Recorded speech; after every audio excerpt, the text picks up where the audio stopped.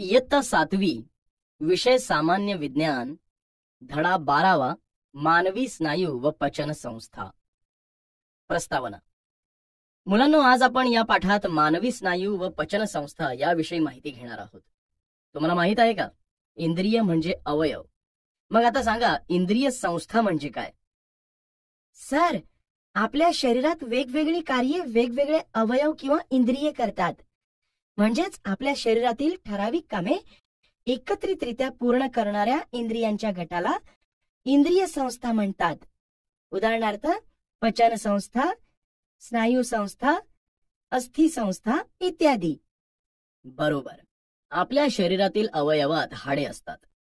मला सांगा, आपल्या शरीरातील हाडे एकमेकांशी कशी जोडलेली असतात? आपल्या शरीरातील हाडे एकमेकांना सांध्यांनी जोडलेली असतात. त्यालाच अस्थिबंध असेही म्हणतात. बरोबर.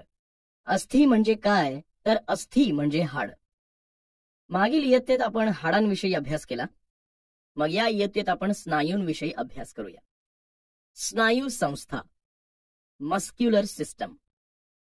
मुलांनो, तुमच्या हाताच्या पंजाची मूठ घट्ट आवळून हात कोपरात दुमडा. हे केल्यावर दुसऱ्या हाताच्या बोटांनी दंड चाचपून बघा. आता तुमच्या काय लक्षात आलं ते सांगा. सर, तो भाग मांसल असल्याचं जाणवतं. बरोबर. हा मांसल भाग म्हणजे स्नायू होय. आपण आपल्या शरीराच्या ज्या विविध हालचाली करतो त्यावेळेस हे स्नायू आकुंचन व शिथिल पावतात. सर, शिथिल होणे म्हणजे काय? शिथिल होणे म्हणजे सैल होणे. स्नायू. मुलांनो, स्नायू म्हणजे गरजेनुसार आकुंचन व शिथिलीकरण होऊ शकणाऱ्या असंख्य तंतूंचा गट होय. आपल्या शरीराची जी विशिष्ट ठेवण आहे ती स्नायूंमुळेच प्राप्त होते. मग आता मला सांगा, स्नायू आणि हाडे यात कोणता परस्पर संबंध आहे? नाही माहित? बरं, मीच सांगतो. स्नायू हाडांना स्नायूबंधांनी बांधलेला असतो. स्नायूंच्या आकुंचन आणि शिथिलीकरणामुळे सांध्यापाशी हालचाल होऊन हाडे एकमेकांच्या जवळ येतात किंवा लांब जातात. त्यामुळे आपण शरीराच्या हालचाली करू शकतो.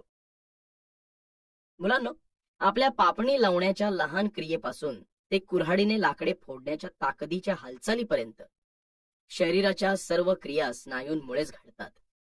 यावरून असं लक्षात येतं की आपलं हसणं, बोलणं, उडी मारणं, वस्तू फेकणं या सर्व हालचालींसाठी आपण स्नायूंचा वापर करीत असतो. स्नायू हे शरीराच्या सर्व भागात असतात. आपल्या शरीराचा आकार जसजसा मोठा होतो तसतसे हे स्नायू देखील मोठे होत असतात. आता थोडा विचार करून मला सांगा बरं, आपल्या शरीरात फक्त स्नायूंपासून तयार झालेले अवयव कोणते आहेत? सर, आपल्या शरीरात हृदय, रक्तवाहिन्या आणि फुफ्फुसे हे अवयव पूर्णतः स्नायूंचे बनलेले आहेत. बरोबर. पोटाच्या मधील श्वासपटल आणि स्त्रीच्या शरीरातील गर्भाशय हे देखील स्नायूंचे बनलेले आहेत. माहित आहे का तुम्हाला? मुलांनो, तुम्हाला माहित आहे का, मानवी शरीरात 600 पेक्षा अधिक स्नायू असतात. प्रौढ निरोगी व्यक्तीच्या शरीराच्या सुमारे 40% वजन हे स्नायूंचं असतं. तसंच आपल्या चेहऱ्याच्या भागात जवळपास 30 स्नायू असतात. या स्नायूंच्या हालचालींमुळेच आपल्या चेहऱ्यावर दुःख, आनंद, भीती असे अनेक भाव दिसतात. आपलं तोंड, डोकं, नाक यांच्या भोवती छोट्या स्नायूंची वर्तुळे असतात. या स्नायूंमुळे आपल्या चेहऱ्यावर विविध भाव दिसतात. ऐच्छिक स्नायू आणि अनैच्छिक स्नायू. आपल्या शरीरात ऐच्छिक स्नायू आणि अनैच्छिक स्नायू असतात. त्यांचे काम कशा प्रकारे होते ते पाहू. ऐच्छिक स्नायू. ऐच्छिक स्नायू हे इच्छेवर अवलंबून असणाऱ्या कामांसाठी वापरतात. म्हणजेच हातांनी काम करणे, अन्न पदार्थ खाणे, चालणे अशी कामे आपल्या इच्छेवर अवलंबून असतात. या कामांसाठी वापरात येणाऱ्या स्नायूंनाच ऐच्छिक स्नायू असं म्हणतात. आपल्या शरीरात हे ऐच्छिक स्नायू हात आणि पाय या अवयवात आहेत. अनैच्छिक स्नायू. मुलांना, शरीरातील सगळेच अवयव आपल्या इच्छेनुसार काम करीत नाहीत. आपल्या शरीरातील काही इंद्रियांची कामे ही जीवनावश्यक असतात, पण ती आपल्या इच्छेवर अवलंबून नसतात. अशा इंद्रियात असणाऱ्या स्नायूंना अनैच्छिक स्नायू असं म्हणतात. जठर, आतडे, हृदय अशा अवयवांची कामे ठराविक पद्धतीने अनैच्छिक स्नायूंच्या मदतीने होत असतात. म्हणजेच श्वसन, पचन, रक्ताभिसरण या आपल्या जीवनावश्यक क्रिया आहेत, पण त्या आपल्या इच्छेवर अवलंबून नसतात. म्हणून या क्रिया करणाऱ्या अवयवांमध्ये जे स्नायू आहेत ते अनैच्छिक स्नायू असतात. स्नायूंचे प्रकार. मुलांनो, अस्थि स्नायू, हृदयाचे स्नायू आणि मृदू स्नायू हे स्नायूंचे प्रकार आहेत. त्यांची आपण थोडक्यात माहिती बघू. अस्थि स्नायू. दोन वेगवेगळ्या हाडांना जोडलेल्या स्नायूंना अस्थि स्नायू असं म्हणतात. हे स्नायू आपल्या इच्छेनुसार चालतात, म्हणून त्यांना ऐच्छिक स्नायू असेही म्हणतात. अस्थि स्नायू हाडांचा सांगाडा एकत्र ठेवतात आणि शरीराला आकार देतात. उदाहरणार्थ हातांचे, पायांचे स्नायू. हृदयाचे स्नायू. हृदयातील स्नायू सतत कार्यरत राहिले पाहिजेत. हे स्नायू अविरतपणे हृदयाचे आकुंचन व शिथिलीकरण घडवून आणतात. हे स्नायू आपल्या इच्छेनुसार कार्य करीत नाहीत, म्हणून त्यांना अनैच्छिक स्नायू म्हणतात. तुम्हाला माहित आहे का, दर मिनिटाला हृदयाचे जवळपास 70 वेळा आकुंचन व शिथिलीकरण करण्याचं काम हृदयाचे स्नायू करतात. म्हणजेच जेव्हा आपण आपल्या हृदयावर हात ठेवतो तेव्हा आपल्याला जी हृदयाची होणारी हालचाल जाणवते ती या स्नायूंमुळेच होते. मृदू स्नायू. आपण जिवंत असेपर्यंत अविरतपणे शरीराची अनेक जीवनावश्यक कार्ये आपल्या नकळत हे स्नायू करीत असतात. शरीरातील ज्या ज्या आंतरेंद्रियांची हालचाल अनैच्छिक असते अशा ठिकाणी असणाऱ्या स्नायूंना मृदू स्नायू म्हणतात. उदाहरणार्थ जठर, आतडे, रक्तवाहिन्या, गर्भाशय इत्यादी अवयवांच्या ठिकाणी मृदू स्नायू आढळतात, कारण या अवयवांची हालचाल सावकाश आणि आपोआप होणारी असते. स्नायूंचे कार्य. आपल्या शरीराची हालचाल होण्यासाठी स्नायू नेहमी गटाने काम करतात. गटातले स्नायू आलटून पालटून आकुंचन आणि शिथिलीकरण पावतात. म्हणजेच एका स्नायूचे आकुंचन होते तेव्हा त्याच गटातील दुसऱ्या स्नायूंचे शिथिलीकरण होते. अशा पद्धतीने विविध शरीर क्रिया योग्य पद्धतीने चालू ठेवण्याचे काम स्नायू करीत असतात. आपल्या शरीरात वेगवेगळ्या अवयवात वेगवेगळे स्नायू आहेत आणि त्यांची नावे देखील वेगवेगळी आहेत. आपल्या दंडामध्ये असलेल्या हाडांच्या वरच्या बाजूला असलेल्या स्नायूला द्विशिरस्क स्नायू म्हणतात. तसेच आपल्या दंडामध्ये असलेल्या हाडांच्या खालच्या बाजूला असलेल्या स्नायूंना त्रिशिरस्क स्नायू म्हणतात. मुलांनो, ही आकृती पहा. यातील अवकुंचनी स्नायू आपल्या हालचालींचे नियंत्रण व संचलन करतात. हे स्नायू मुख्यत्वे करून हाताच्या पायाच्या भागात असतात. आणि चतुःशिरस्क स्नायू हा आपल्या शरीरातील सर्वात मोठा व लांब स्नायू आहे. या स्नायूचा उपयोग चालणे, उड्या मारणे, उठाबशा काढणे यासाठी होतो. अशा प्रकारे विविध स्नायू विविध कार्य करतात. जरा डोके चालवा. मुलांनो, सांगा भाऊ, हृदयाच्या स्नायूंनी हालचाल केली नाही तर काय होईल? सर, हृदयाच्या स्नायूंनी हालचाल केली नाही तर हृदय बंद पडेल आणि रक्ताभिसरण होणार नाही. नंतर मेंदूला होणारा रक्तपुरवठा थांबून मृत्यू ओढावू शकतो. बरोबर. मग मला सांगा, जठरात अन्न गेले आहे आणि जठराच्या स्नायूंनी हालचाल केली नाही तर काय होईल? सर, जठराचे स्नायू काम करण्याचे झाले तर अन्न घुसळण्याची क्रिया होणार नाही आणि अन्न पचनाच्या क्रिया बंद पडतील. जठरात गेलेले अन्न तिथेच सडून जाईल, मग ते पुढे जाणार नाही. यामुळे आपल्या आरोग्याला धोका निर्माण होऊ शकतो. अगदी बरोबर. मुलांनो, आता खालील कृती करा आणि त्या कृती करताना हाताच्या कोणत्या भागातील स्नायूंचे आकुंचन व शिथिलीकरण झाले ते सांगा. मूठ न आवळता हात 180 अंशात सरळ ठेवा. 90 अंशामध्ये कोपरातून दुमडा. हाताची बोटे खांद्याला टेकवा. सर, वरील तीनही कृती करताना तळवा, बोटे, कोपर यांचे शिथिलीकरण होते तर दंड, मनगट यांचे आकुंचन होते. छान. माहित आहे का तुम्हाला? मुलांनो, जसे लोकांच्या मानसिकतेच्या अभ्यासशास्त्राला सायकॉलॉजी म्हणतात, तसे स्नायूंच्या अभ्यासशास्त्राला मायोलॉजी असं म्हणतात. आपल्या शरीरातील सर्वात मोठा स्नायू मांडीमध्ये असतो. तसेच सर्वात लहान स्नायू हा कानातील स्टेप्स या हाडाला जोडलेला असतो. जशी आपल्या शरीराची वाढ होते तशीच वाढ या स्नायूंची देखील होत असेल. शरीराच्या वाढीसाठी आपण जशी काळजी घेतो तशीच काळजी आपल्या स्नायूंची देखील घ्यावी लागते. आपल्या शरीरातील स्नायू बळकट आणि सतत कार्यरत असणे आवश्यक असते. स्नायूंच्या वाढीसाठी आणि झीज भरून काढण्यासाठी आपल्या आहारात प्रथिनयुक्त व पिष्टमय पदार्थ असणं खूप गरजेचं असतं. पिष्टमय पदार्थ म्हणजे तांदूळ, गहू, ज्वारी, बाजरी आणि बटाटा, रताळी, सुरण अशी कंदमुळे. आणि प्रथिने देणारे पदार्थ म्हणजे कडधान्ये व डाळींचे प्रकार, अंडी, बदाम, अक्रोड, मांस व मासे. मुलांनो, हे झालं आपल्या आहाराच्या बाबतीत. पण आपले स्नायू बळकट ठेवण्यासाठी नियमित व्यायाम करणं देखील महत्वाचं आहे. आपण ज्यावेळेस व्यायाम करतो त्यावेळी आपल्या हृदयाची हालचाल जलद होते आणि त्यामुळेच आपला श्वासोच्छवास जलद होतो. आपला श्वासोच्छवास ज्यावेळी जलद गतीने होतो तेव्हा आपल्या शरीराला ऑक्सिजन आणि रक्तातील पोषक तत्वांचा भरपूर प्रमाणात पुरवठा होतो. तसेच व्यायाम केल्याने आपले स्नायू बळकट होतातच, पण आपली काम करण्याची क्षमता देखील वाढते. आपल्या शरीरातील स्नायूंची काळजी घ्यायची असेल तर योग्य आहार घेतला पाहिजे व व्यायाम देखील केलाच पाहिजे. तसेच पाठीच्या व खांद्यांच्या स्नायूंचे आजार होऊ नयेत यासाठी आपण बसताना नेहमी पाठ ताठ ठेवावी. पोक काढून बसू नये. आपण पोक काढून बसल्याने पाठीतील काही मणक्यात हळूहळू थोडे बदल होतात आणि आपल्या पाठीच्या कण्याचे आजार संभवतात.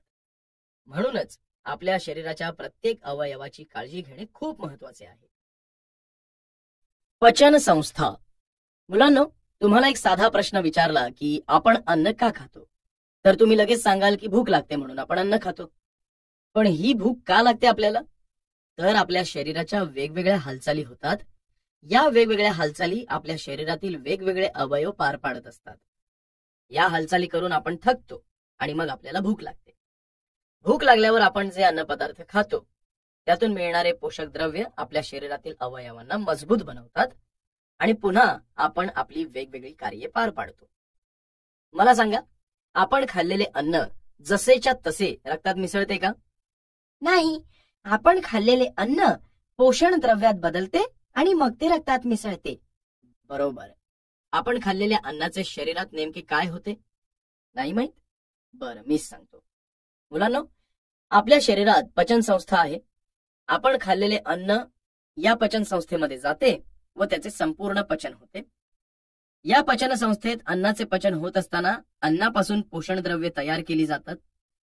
आपण नेहमी अन्न पचन होणे हा शब्द ऐकतो.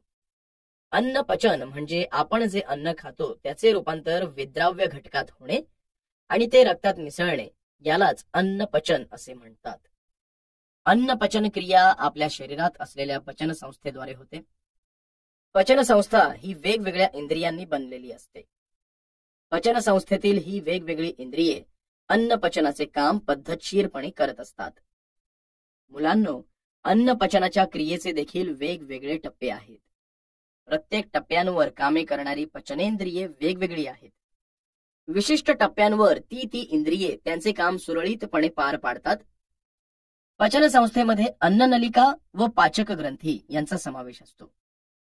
आपल्या शरीरातील अन्ननलिकेची लांबी एकूण 9 मीटर असते. अन्ननलिकेत प्रामुख्याने मुख म्हणजे तोंड, ग्रसनी, ग्रासिका, जठर म्हणजे आमाशय, लहान आतडे, मोठे आतडे, मलाशय आणि गुदद्वार यांचा समावेश असतो. तसेच लाळ ग्रंथी, यकृत, स्वादुपिंड या काही पाचक ग्रंथी अन्ननलिकेशी ठराविक ठिकाणी जोडलेल्या असतात. ही सगळी इंद्रिये आपल्या शरीरात वेगवेगळ्या ठिकाणी असून त्यांची कार्ये देखील वेगवेगळी आहेत. त्यांची माहिती आपण पुढे पाहू. पचन संस्थेतील इंद्रियांची रचना व कार्ये. मुलांनो, आता आपण पचन संस्थेतील इंद्रियांची कार्ये व रचना पाहू. तोंड. अन्नाचा घास आपण सर्वप्रथम तोंडात घालतो. हा घास तोंडात घातल्यापासून त्याच्या पचन क्रियेला सुरुवात होते. तोंडातील अन्न आपण आपल्या दातांनी चावतो. त्या घासाचे आपण बारीक बारीक तुकडे करतो. दात. दातांचे मुख्य कार्य म्हणजे तोंडातील अन्न पदार्थांचा घास बारीक करणे हे असते. पटाशीचे दात, सुळे, दाढा, उपदाढा असे दातांचे प्रकार आहेत.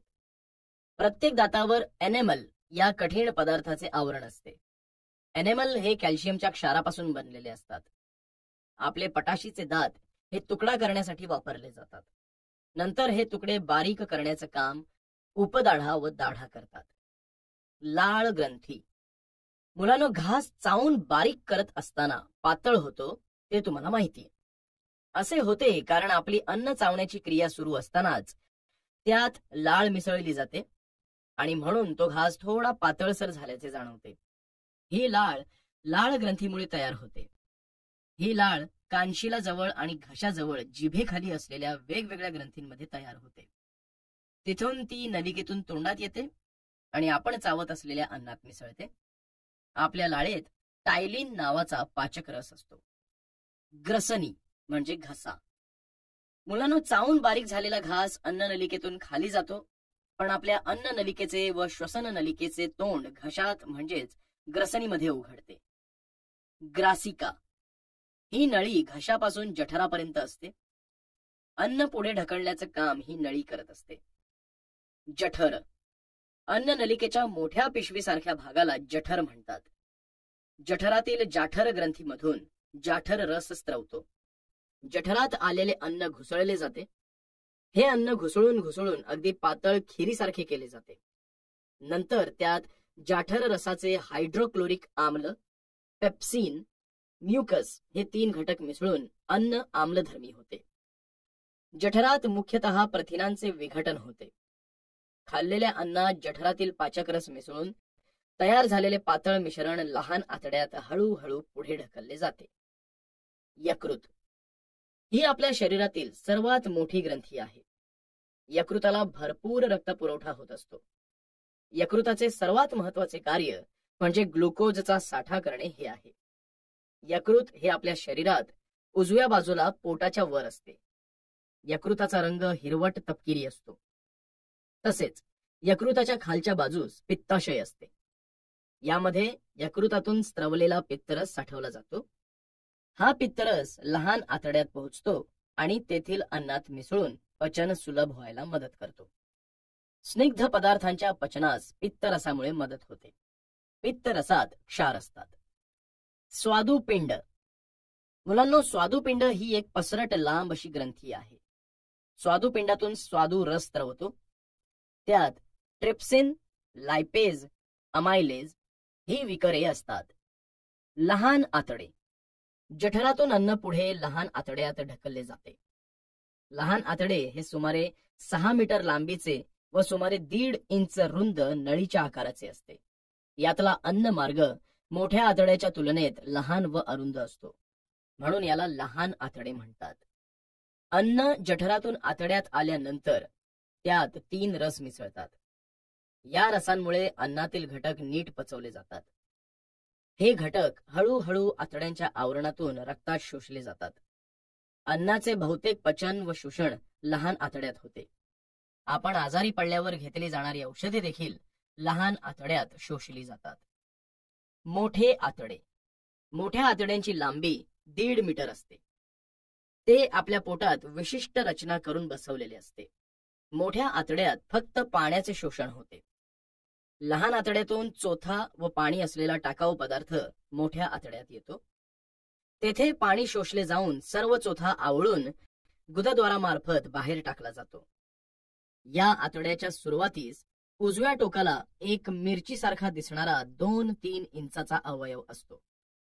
याचा शरीराला तसा काही उपयोग होत नाही, मात्र त्याला सूज आल्यावर खूप त्रास होतो. हा अवयव म्हणजेच अपेंडिक्स किंवा आंत्रपुच्छ होय. तर अशी विविध कार्ये पचन संस्थेतील इंद्रियांची आहेत. पचन संस्थेतील महत्वाच्या ग्रंथी व त्यांचे कार्य. मुलांनो, आता आपण पचन संस्थेतील महत्वाच्या ग्रंथी व त्यांचे कार्य पाहू. 1. लाळ ग्रंथी. ही ग्रंथी तोंडात असते. लाळेत टायलिन नावाचे विकर असते. लाळेमुळे पिष्टमय पदार्थांचे रूपांतर माल्टोजमध्ये होते. 2. जठर भित्तिका. जठर भित्तिका म्हणजे जठराच्या आतील भिंती. त्यातून जाठर रस पाझरतो. जाठर रसात हायड्रोक्लोरिक आम्ल, पेप्सिन आणि म्युकस म्हणजेच श्लेष्म असते. जाठर रसामुळे अन्न आम्लयुक्त बनते. प्रथिनांचे विघटन होते. श्लेष्मामुळे जठराच्या अस्तराचे हायड्रोक्लोरिक आम्लापासून रक्षण होते. 3. यकृत. यकृतातून पित्तरस पाझरतो. पित्तरसामुळे अन्न आम्लारीयुक्त बनते. तसेच मोठ्या मेदकणांचे लहान कणात रूपांतर होते. 4. स्वादुपिंड. स्वादुपिंडातून स्वादुरस पाझरतो. त्यात ट्रिप्सिन, लायपेज, अमायलेज यांसारखी विकरे असतात. यामुळे प्रथिनांचे रूपांतर अमिनो आम्लात होते. पिष्टमय पदार्थांचे ग्लुकोजमध्ये रूपांतर होते आणि मेदाचे मेदाम्लात व ग्लिसेरॉलमध्ये होते. तर अशी ही ग्रंथींची विविध कार्ये आहेत. मुलांनो, आता मी तुम्हाला प्रश्न विचारतो, त्यांची मला उत्तरे द्या. आपण आपले आरोग्य धोक्यात आणत आहोत का? हो, व्यक्तिमत्व विकासामध्ये शारीरिक आरोग्य अत्यंत महत्वाचे आहे. आपल्या शरीरातील विविध इंद्रिय संस्था सुरळीतपणे कार्य करतात तेव्हा आपल्यालाही छान, ताजे, टवटवीत वाटते. जास्त काम करण्याचा उत्साह येतो. पण आजकाल लोक धूम्रपान, तंबाखू सेवन, मद्यपान यांसारख्या घातक सवयींनी आरोग्य खराब करतायत. अगदी बरोबर. म्हणूनच मुलांनो, आता आपण तंबाखूजन्य पदार्थ आणि धूम्रपान केल्याने पचन संस्थेवर त्याचा काय परिणाम होतो ते पाहू. तंबाखू. तंबाखू ही एक वनस्पती आहे. तंबाखूजन्य पदार्थांचे अतिसेवन केल्याने आपल्या शरीराला खूप त्रास होतो. तंबाखू सेवनाने तोंड, घसा, अन्ननलिका तसेच पचन संस्थेचे इतर अवयव नीट कार्य करत नाहीत. तंबाखू सेवनामुळे उलटी, मळमळ, डोकेदुखी हे विकार उद्भवतात. कुठल्याही स्वरूपातील तंबाखू सेवनाने शरीरावर दुष्परिणामच होतो. सिगारेटमुळे फुफ्फुसाचा कॅन्सर होतो. तंबाखूचे कण चघळून चघळून खाल्ल्याने दात, हिरड्या, तोंडातील आतील त्वचा यांना चिकटून बसतात. कालांतराने ते कण हळूहळू इजा पोहोचवून तो भाग खराब करण्याचे काम करतात. त्यामुळे हिरड्यांना सूज येते. अशा लोकांना तोंडाची हालचाल करताना देखील वेदना होतात. घसा तसेच आतड्यांचा दाह होतो. पुढे काही दिवसात या लोकांना कॅन्सर होतो आणि अखेरीस हे लोक मृत्यू पावतात. मुलांनो, खरंच जर तुम्हाला या तंबाखूच्या व्यसनाचे गांभीर्य कळले असेल तर हे व्यसन टाळण्यासाठी तुम्ही काय प्रयत्न कराल? सर, मी तंबाखू सेवन, धूम्रपान, मद्यपान विरोधी चित्रे, वाक्य तयार करून वर्ग, शाळा, बसस्टँड, रेल्वे स्टेशनवर लावीन. तसेच शाळेच्या वातावरणात अशा बाबी घडत असतील तर पालक आणि शिक्षक यांना सांगेन. सर, मी तंबाखू खाल्ल्याने होणाऱ्या आजाराची माहिती लोकांपर्यंत पोहोचवण्यासाठी गावातील लोकांची सभा घेईन. तसेच लोकांना चांगल्या आरोग्याचं महत्त्व पटवून देईन. छान, बरोबर सांगितलं. मुलांनो, तसंच तुम्ही जिथे व्यसनमुक्ती वर्ग चालतात तिथे या लोकांना जाण्याचं मार्गदर्शन करा किंवा तिथपर्यंत पोहोचवा. जनतेला धूम्रपानाच्या धोक्याविषयी रेडिओ व दूरचित्रवाणीवर चालणाऱ्या कार्यक्रमाची माहिती द्या. जगभरात दरवर्षी तंबाखू सेवनामुळे 6 दशलक्ष लोक मरण पावतात. तसेच दारूच्या व्यसनाने आपल्या शरीरावर 60 प्रकारचे दुष्परिणाम होतात. मुलांनो, 31 मे हा तंबाखू सेवनाविरोधी दिवस म्हणून जगभरात साजरा केला जातो. तसेच 7 एप्रिल हा दिवस जागतिक आरोग्य दिन म्हणून साजरा होतो. या दोन्ही दिवशी दूरदर्शनवर आणि वर्तमानपत्रात व्यसनाविषयी खूप माहिती आलेली असते. तसेच मोठमोठ्या तज्ज्ञांचे लेख वर्तमानपत्रात असतात. तुम्ही हे लेख अवश्य वाचा आणि तुमच्या परिसरातील लोकांनाही वाचायला सांगा.